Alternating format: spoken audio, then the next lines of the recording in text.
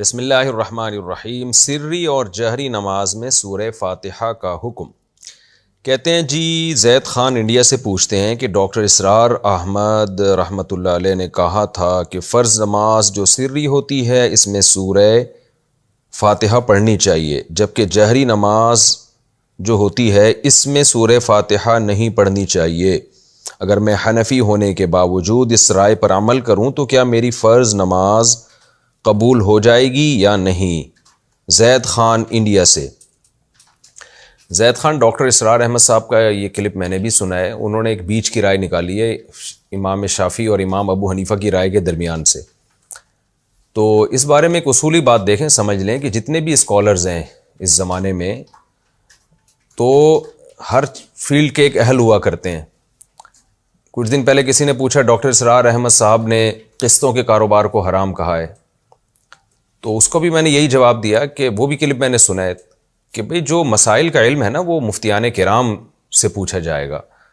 वो डॉक्टर इसरार अहमद साहब की जो फील्ड थी, जदीद अंदाज में कुरान मजीद की तफसीर करना और इम्प्लीमेंट करना उसको आज की सोसाइटी पर, इसमें माशाल्लाह उनका अल्लाह ने बड़ा कमाल अता किया था और सोसाइटी में उसके बहुत मुस्बत असरात हमने अपनी आंखों से देखे हैं। पढ़े लिखे तबके में जो उन्होंने मेहनत की है, उस मेहनत का कोई भी होशमंद इनकार नहीं कर सकता और उसकी वजह से लोगों को कुरान से मोहब्बत पैदा हुई और वो चीज़ें जो कुरान के वो अहम मौज़ूआत जो बिल्कुल दबे चले जा रहे थे, उनको उन्होंने उजागर किया और उस दौर में जदीद ज़राए इस्तेमाल करके उजागर किया। उजागर तो उलमा भी कर रहे थे, लेकिन उलमा उन जदीद ज़राए और उस जदीद अंदाज में नहीं कर रहे थे, जिसकी वजह से जो पढ़ा लिखा तबका है वो उलमा से दूर होता जा रहा था।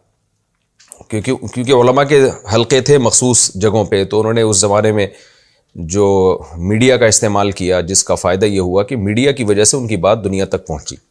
तो ये बहुत अच्छा शानदार काम किया उन्होंने। आज भी उनके क्लिप वायरल होते हैं, बड़ा अच्छा लगता है। लेकिन मसाइल के बारे में खूब समझ लें कि वो मुफ्तियान किराम का काम है मसाइल बताना। तो हदीस में साफ़ तौर पर है, मन कान लहू इमामुन फ़क़िराअतुल इमामी लहू क़िराअह। एक तरफ ये हदीस है कि ला सलात इल्ला बिफ़ातिहतिल किताब, जो फ़ातिहा नहीं पढ़ता उसकी नमाज नहीं होती। इमाम शाफ़ी रहमहुल्लाह ने इसी को इख्तियार किया है। इसी तरह जो अहादीस जिसमें आता है इल्ला बि उम्मिल कुरान, सिवाय उम्म कुरान यानी सिवाय सूरह फातिहा के, कि कुछ भी ना पढ़ो लेकिन सिवाय फातिहा के, इस तरह की जो रिवायात हैं उनसे इमाम शाफ़ी ने इस्तिदलाल किया है। लेकिन इमाम हनीफ़ा का इस्तिदलाल सबसे पहले कुरान मजीद है। इज़ा क़ुरिअल क़ुरआनु फ़स्तमिऊ लहू व अंसितू, जब कुरान की तिलावत की जाए तो खामोशी से सुनो। ये जुम्मे के खुतबे के बारे में भी है और नमाज के बारे में भी है। और दूसरी बात, जो सही हदीस में नबी सल्लल्लाहु अलैहि वसल्लम का इरशाद है, मन कान लहू इमामुन फ़क़िराअतुल इमामी लहू क़िराअह, जिस शख्स का कोई इमाम हो तो इमाम की क़िराअत मुक़्तदी के लिए काफ़ी है।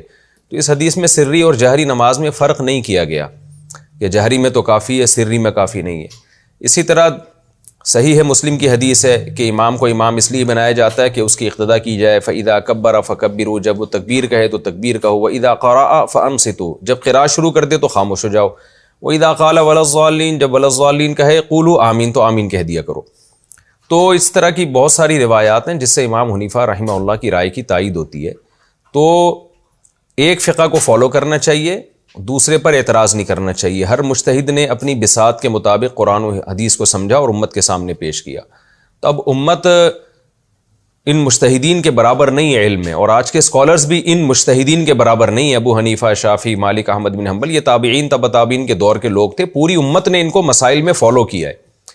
तो कोई भी आज के दौर का, मुझ समेत, मैं अपने आप को भी इसमें दाखिल करता हूँ, हम जैसे लोग जो आज के दौर में कितने ही बड़े हों, वो इन मुज्तहिदीन के लेवल के नहीं हो सकते।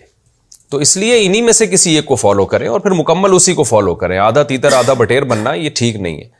हमने बाज़ जगहों पे देखा है कि लोग फ़िक़्ह हनफ़ी को फॉलो कर रहे हैं, केकड़ा खाने के लिए शाफ़ी फ़िक़्ह को फॉलो करना शुरू कर देते हैं। तो ये क्या मजाक है भाई? तो बाज़ शाफ़ियों को हमने देखा है वो इमाम शाफ़ी के फ़िक़्ह को फॉलो कर रहे हैं और जहाँ उनको मज़ा आता है फ़िक़्ह हनफ़ी में, वहाँ हनफ़ी बन जाते हैं वो। तो ये तो दीन के साथ मजाक है ना, इसकी तो कोई भी इजाज़त नहीं देता। तो आपको भी मैं यही कहूँगा, आपने मुझसे पूछा है कि आप अगर हनफ़ी हैं तो मुकम्मल हनफ़ी बन के रहें। तो हनफिया के नज़दीक सिर्री और जहरी दोनों नमाज़ों में खामोश रहा जाएगा, इस हदीस की वजह से जिसमें आता है कि जिसका कोई इमाम हो तो इमाम की क़िराअत मुक़्तदी के लिए काफ़ी है।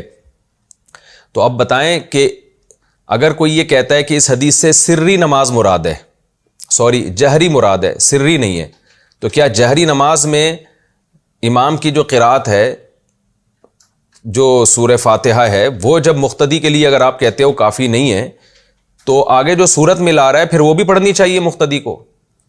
तो जैसे इस हदीस के बेस पर हम कहते हैं कि मुतलक क़िरात काफ़ी है, और जहरी नमाजों में सब इस बात के कायल हैं कि जब सूरह फातिहा के बाद इमाम सूरत मिलाएगा तो मुख्तदी सूरत नहीं मिलाएगा। तो जब वो वाली सूरत काफ़ी है मुख्तदी के लिए तो फातिहा भी काफ़ी है। तो इससे ये साफ पता चलता है कि जहरी और सिर्री नमाजों का एक ही हुक्म है। तो इसलिए एक फ़िक़ा को फॉलो करें, दूसरे पे तंज़ और एतराज़ ना करें, ये आधा तीतर आधा बटेर चल के ना रहें।